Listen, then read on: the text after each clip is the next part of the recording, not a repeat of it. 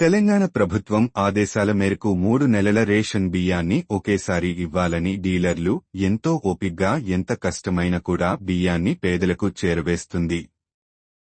ఈ అందజేసే క్రమంలో సర్వర్ పనిచేయక 2 నుంచి 3 వరకు గంటలు వేచి చూస్తూ ఓపిగ్గా రేషన్ బియ్యాన్ని పేదలకు అందజేయడంలో డీలర్లు ఎంతో కష్టపడుతున్నారు.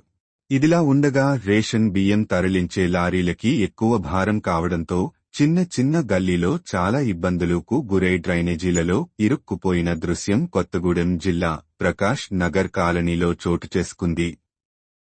రేషన్ బియ్యం తరలించే లారీలో ఎక్కువ లోడు ఉండడంతో గల్లీ వద్ద కాలువలో చక్రాలు దిగబడడంతో లారీ డ్రైవర్, కార్మికులు, లేబర్ కష్టాలు పడుతూ లారీని కాలువలోంచి తీసే క్రమంలో నానా అవస్థలు పడ్డారు.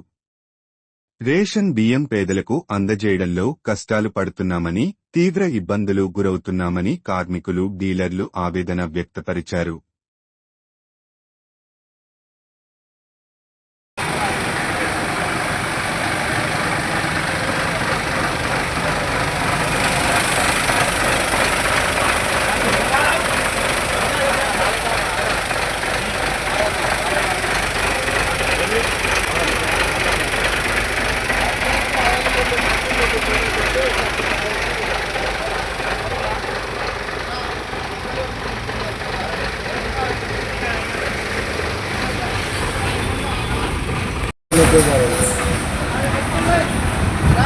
Tadi pagi, ya, kalau mau